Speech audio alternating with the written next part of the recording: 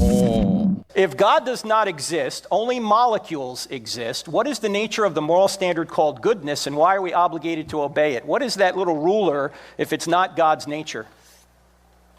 Okay, back to where I started. Frank, can you think of any reason? Oh gosh. Tu quoque. What Off was the that, bat. Rudy? Tu quoque. What is that? Hold on. Give me your standard. Give me a justification for how you can delineate and give a differential between morals. Okay, I'm gonna start from my beginning. Can you tell? What? No. We're inquiring about you right now. It's an internal critique on you. Why are you asking me a question? Right. Policy already. Hey, atheist, I have a question for you. No, I have a question for you. What? Hold on, buddy. Calm down, Shermer. Calm down, Shermer. Let's go ahead and continue. Guys, in a formal debate, just FYI, if you ever are going to debate, someone is asking you a legitimate question, perhaps you shouldn't answer back with a question. 19 seconds. Jeez, 19 seconds in. All right, let's hear him answer the question of give me a standard with another question. Why sexually molesting a child is... Jesus Christ, Frank, dude. can you think of any reason why sexually molesting a child is bad? I can think of reasons, but they're all based on moral principles which require God. Give me No, your they don't. standard first. Sure they do. No, really. Do you really need God? I'm sorry. I'm sorry, guys. This is so Ray, professional stop it, bro. bias. I'm sorry. Stop it. We're on Why 19 sexually seconds. molesting a child is bad? I can think of reasons, but they're all based on moral principles which require God. No, they don't. Sure they do. No, really. Do you really need God to tell you and explain to you why it's wrong to molest a No, child? not to tell me why it's wrong, but you don't need God to know right and wrong. You don't need God to be good. You just need God to justify what No, you good don't. is. No. Right there. Stop right there and leave out the God part. I know why it's wrong. Full stop. Okay, full stop. Let's go ahead and do a full stop then. Hey, go ahead and give me a justification for why you think molesting a child is right or wrong. I don't need to. So you're not going to answer my question? No, I'm not, because I just simply know that it's wrong. Is that sufficient in any way to answer that type of question? Seems circular. We're inquiring about your worldview and how you know it's wrong, but then your rebuttal attempt is just saying, I know. That's circular. What is your epistemic justification on how you can give a differential on what is right or wrong? Right. Man, you're gonna think we're bullying, dude. It's Well, 50 seconds in already, but We had a few shots. you just have to jump the gun. Imagine.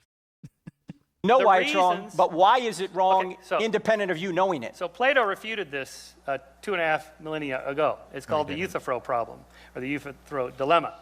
That is, if God says, say, murder is wrong, although technically by definition that's what murder means, wrongful killing. But in any case, are there reasons why God is saying that? Yes, God has his reasons. Okay, give us the reasons. Made in the image of God. And skip the middleman. All we need are the reasons why. But see, that implies a moral principle. When you, like before you said, the reason you shouldn't sexually molest a child is because they're sentient beings and you wouldn't want them doing it to you or vice versa or whatever. Those are all other moral principles that need a source. What is the source on atheism? The source what is the standard? Let's continue to laugh. Full stop. We could talk about civil rights, civil liberties, the rule of law. Where do rights come from? Conventions. I think rights come from, the basis of it is human nature and what all of us want. Now, Whoa. I think we're born with an inherent, innate sense of right and wrong. We know from research, like in Paul Bloom's lab at Yale, for example, with tiny infants. These are like 6 months to a year. There's ashes the ball back down. I'm not disagreeing that we all know right from wrong. That's not my point. My point is not epistemology. How do you know right from wrong? My point is, what is rightness on an atheistic, materialistic worldview? On a humanist worldview, right and wrong is determined by a combination of our innate moral sense, our upbringing, what our parents teach us, our family, our social communities, and so on, which, by the way, have changed a lot. You guys would have been in favor of burning witches and enslaving blacks Hold on, guys. centuries ago. You don't believe that anymore. maybe 50 years ago, most of you would have voted, probably about 90% would have voted that blacks and whites getting married should be illegal. It's not God's plan. Yes, I God agree. separated the races by continents. These were arguments made in the 20th century. Okay, Nobody here. Okay, This cool. this whole thing is a red herring. There's so much to unpack right there. Do you want? Okay. Yeah, I know we're both so eager. We're both so eager. Let me just say this really quickly. Go ahead. Notice he gives examples saying we progress as a society. Uh-oh, look at how the way society is now. If you are on social media, you know that people are doing this. Now, forgive me for doing this. This is just as a powerful example. They're doing that on social media. Yeah, you're screenshotted. Oh my gosh, I know. That's how we go ahead and blow up. People are doing that on social media. People are literally saying that interracial coupling, it is an abomination to one's ethnicity. It is abomination to one's race. People are saying that, we are so glad, or I wish that homosexuality, especially when it comes to homosexual marriages, can be completely obliterated. Guys, we are living in a time in which the right has become very radical in its belief. Now, we are not saying that we agree with that, but just as an example, his very own examples can be used against him. They would say, wait a minute, but what if we as a society one day say, no, we agree with everything that you just said was wrong. So now what? What's the standard then? Progress, which then, of course, it is, here's the key word, arbitrary. Right. Certainly. There's a few things that he attempted to key in on. He said, from our innate nature.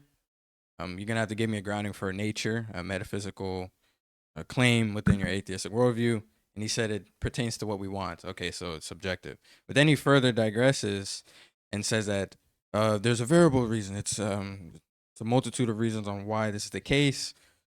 It's the way how we grow up, our parents, our influences. Okay, so is it just relative, which is also a self-refuter, and then just reduces to subjectivism. So you don't have a standard to actually delineate between right and wrong. Thank you for wasting 3 minutes and 15 seconds of our time to say absolutely nothing.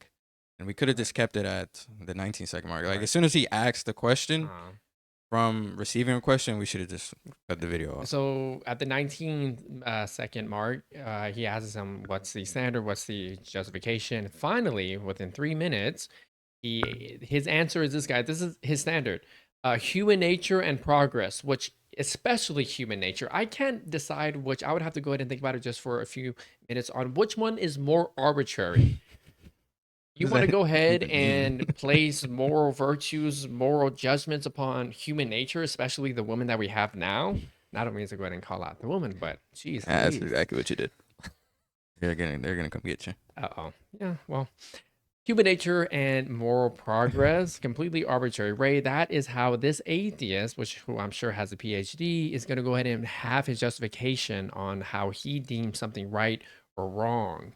Again, we ask you the question, by what standard are you calling anything right or wrong? If you cannot give an account for it, then perhaps the best explanation is Jesus. Or, entailing that your worldview is currently false, or will always be false. But should we continue?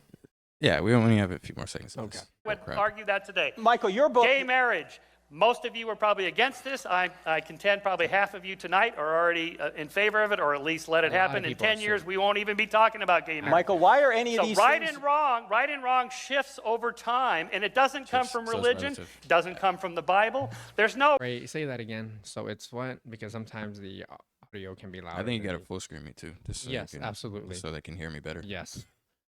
He So said, hold on, before you said, I'm sorry to interrupt you. Go ahead. He said, right and wrong. You know what? Let me go ahead and just play, just so I won't go ahead and misquote him. We won't even be talking about gay marriage. Michael, why are any of these right things... and wrong shifts over time. Oh.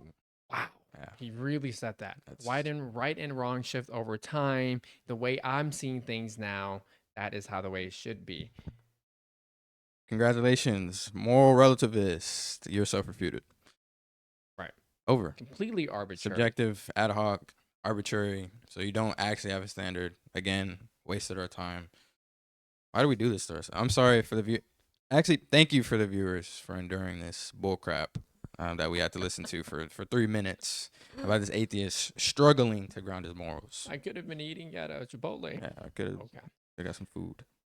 I hope it's still open. All right. And it doesn't come from religion, it doesn't come from the Bible. There's no reinterpretation of when Paul said this, he really meant gays should get married. No, that's not how moral change happens. It's not happening through religion. I'm not talking about moral change. I'm talking about the grounding of morality. Thank you. If we're just molecules, well, then if we do it, then who's to say Hitler was worse than Mother Teresa? Again. Who's to say that if there's no standard beyond either of them, how can you say Hitler was wrong? Let me go ahead and replay that one more time. I'm not talking about moral change. No, question. that's not how moral change happens. It's not happening through religion. I'm not talking about moral change. I'm talking about the grounding of morality. If we're just molecules, well, then if we do it, then who's to say Hitler? We are the arbiters of morality. That's what he said, right?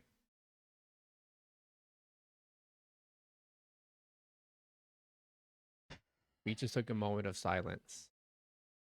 I am. How do you ground your morality? We do that.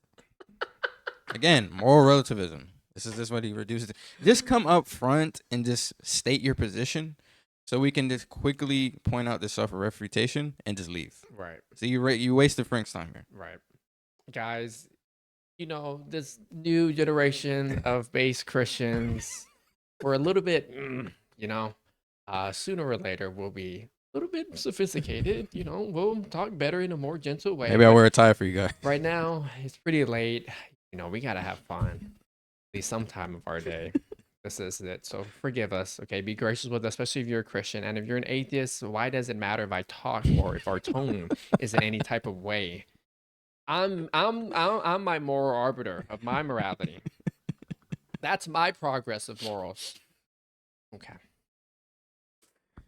Yeah, I just wanted my final thoughts. Of course, we're gonna hyperbolize some things for you guys, but Yeah. if you are an individual who is skeptical on their beliefs, don't necessarily pivot to Christianity or a truthhood simply because of the ideology, right? Do it because Jesus came down and was here for your salvation. Yes. And that's all I had to say. Guys, with all due to respect to all the atheists and those who are on the fence of accepting Christ as their Lord and Savior, we know that some of these concepts can be quite difficult to untangle, especially if you are coming from an unbelieving worldview. But just know that Jesus Christ loves you. He died on the cross for your sins in order for you to have a relationship with him. Under the atheistic worldview, or if you don't want to call it a worldview, under the unbelieving worldview, the secular worldview, whatever foundation you have other than Christianity, you cannot account for anything. It is ultimately absurd. There is no meaning in your life if everything is just how the way you make it. I'm sorry to say that, but Christ gave us more than that. Christ gave us a purpose and a meaning in this life. That's what I want to go ahead and leave with the viewer. Should I go ahead and go on the camera? Good. If you guys enjoyed the video, make sure to like, comment, subscribe for more. We're out here. Yeah, I guess so. That was so awkward. Peace out.